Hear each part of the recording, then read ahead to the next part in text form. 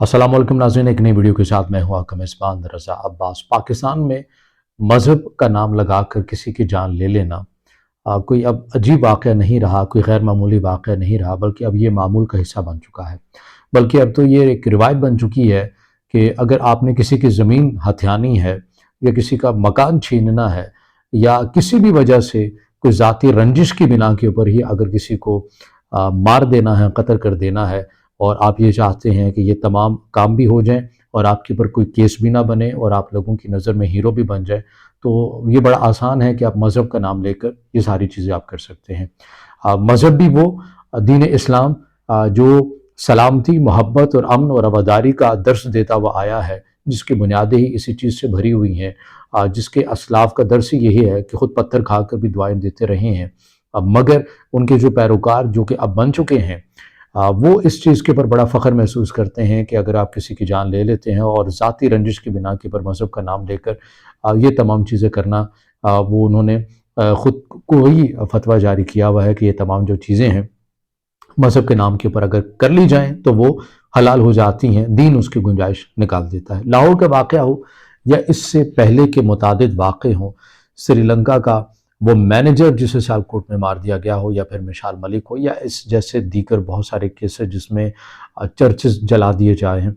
ये रिवायात हैं पाकिस्तान के अंदर, वाक़यात हैं जो हम मामूल के साथ इन तमाम सूरत हाल को देखते हुए आ रहे हैं, और ये सब चीज़ें होती हैं मज़हब के नाम के ऊपर। पाकिस्तान हो या फिर भारत हो, दोनों जगह के अंदर हम ये देखते हैं कि मज़हब का बेदरीग इस्तेमाल किया जाता है। मज़हब को बात बात पर लाकर लोगों को कत्ल कर दिया जाता है और कोई शर्मिंदगी भी नहीं होती है। ऐसा होता क्यों है? उसकी वजह है, उसकी वजह यह है कि इस खित्ते में रियासतों ने ऐसे अनासिर खुद तख्लीक दिए हैं, ऐसे नज़रिए खुद यहाँ पर लाकर उन्हें सपोर्ट किया है, या उन नज़रियों को रातों रात बनाकर किसी के मुखालिफ में बनाकर फिर एक ऐसी नस्ल परवान चढ़ाई है जो अब उनके भी काबू में नहीं आती है। भारत के अंदर आप देखें कि मोदी सरकार किस बुनियाद के ऊपर, क्या बुनियादें हैं, बीजेपी की बुनियाद क्या है? मज़हब, इंतहा पसंदी, यही बुनियादें हैं ना। इन्हीं बुनियाद के ऊपर उनका वोट बैंक है, बड़ी तादाद के अंदर वोट बैंक है। पाकिस्तान के अंदर आप ये देखें, यहाँ पर चलिए शुक्र है कि जो मजहबी इंतहा पसंदी का दर्स देता है या मज़हब का इस्तेमाल करता है अपनी इक़्तिदार के हुसूल की सियासत के लिए, उसे फ़िलहाल उस सतह की जगह नहीं मिली है नेशनल सतह के ऊपर।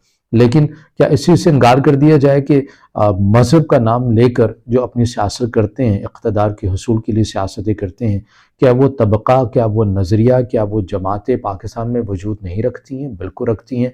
और ये जो तवातुर के साथ आप ऐसे वाक़यात देखते हैं, ये उन्हीं की तो तमाम जो चीज़ें हैं जो हमें रूनुमा होती हुई नज़र आती हैं। इन्हें रियासत ने बनाया है, रातों रात बनाया है।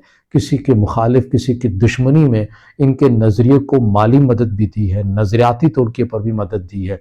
ऐसे ख़तीबों को, ऐसे मुफ्तियों को और ऐसे अशख़ास को, ऐसे ख़वास को सामने लाया गया है जो किसी की तकफ़ीर करें तो उसका उतना ही रेट होगा, जो किसी के मुक़द्दसात की तौहीन करे तो वो उसका उतना ही बड़ा रेट होगा और उसी के उतने ही प्रोटोकॉल होंगे। तो ये हम लोग मिजाजन भी ऐसी गुफ्तगू सुनना चाहते हैं जिसमें किसी की तकफीर हो रही हो, जिसमें किसी के मुक़द्दसात की तौहीन हो रही हो, या जिसमें बड़े जोशीले अंदाज में मज़हब के नाम के ऊपर किसी को कत्ल कर देने की बात हो। तो हम लोग भी, आवाम भी बड़े जोश और बलबले के साथ ये वो तकरीरें हैं जो सुनते हैं। लाहौर का वाक़या, यकीनन इसके अंदर पुलिस ने बड़ा अहम किरदार अदा किया, बड़ी बहादुरी के साथ किरदार अदा किया। पुलिस के साथ साथ उन लोगों ने भी, वो लोग भी काबिल तारीफ़ हैं जिन्होंने पुलिस के आने से पहले उस खातून को तहफ़्फ़ुज़ दिया। कहीं पर अरबी का महज लिखा होना, ये कहाँ से गुस्ताखी है? दीन इस्लाम की कहाँ से गुस्ताखी है? रसूलुल्लाह की कहाँ से गुस्ताखी है? अरबी एक ज़ुबान है जिसमें आप फ़कत अरबी का ज़ुबान या आप लफ्ज़ सुनते हैं तो फ़कत कुरान पाक को मत ले लीजिए। अरबी एक मुकम्मल तौर के ऊपर ज़ुबान है, उसकी अपनी अक़दार हैं, उसकी अपनी मुकम्मल तौर के ऊपर वैल्यूज़ हैं, वो लिखी जाती है, लोग उसे आम रूटीन में अपनी कम्युनिकेशन के लिए इस्तेमाल करते हैं। वो कब से गुस्ताखी हो गई है? यानी ये तो ऐसे लोग हैं जो मज़हब के नाम के ऊपर परवान चढ़ाए गए हैं, मगर मज़हब की, दीन इस्लाम की वो अलिफ से भी वाकिफ़ नहीं है। और यही वजह है کہ یہی نظر بند لوگ، سوچ بند لوگ اس معاشرے کے اندر جب ہوں گے تو آپ مجھے بتائیے کہ یہاں پر کون ایسا شخص ہوگا جو آ کر سائنسی علمی تحقیقی بات کرے گا؟ اگر یہاں پر کوئی سائنسی یا تحقیقی طور کے اوپر کوئی بات یا کوئی نظریہ بھی اپنا رکھ سکتا ہے، اس کے اوپر بھی مذہب کا نام استعمال کر کے فتویٰ جاری کر دیتے ہیں اور اس کے بھی قتل کے در پہ ہو جاتے ہیں۔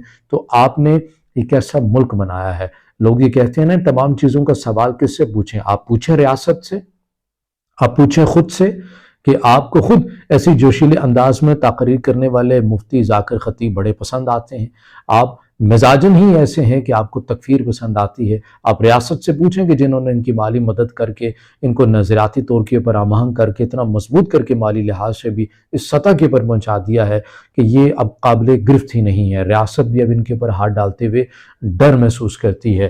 تو آپ نے یہ نسل پروان چڑھائی ہے۔ لاہور جیسا واقعہ خوش قسمتی ہے کہ نہیں ہو سکا اس طرح سے رونما جو کہ عزائم رکھے جا رہے تھے۔ پولیس کا بڑا اہم کردار ہے، وہاں کے جو شہری جنہوں نے اس خاتون کو تحفظ دیا انہوں نے بڑا احسن اقدام کیا۔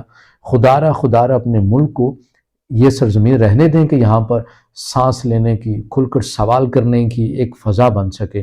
یہاں تو مسلمان ہی کھل کر نہیں بول سکتا ہے، یہاں تو مسلمان کھل کر سوال بھی نہیں کر سکتا ہے۔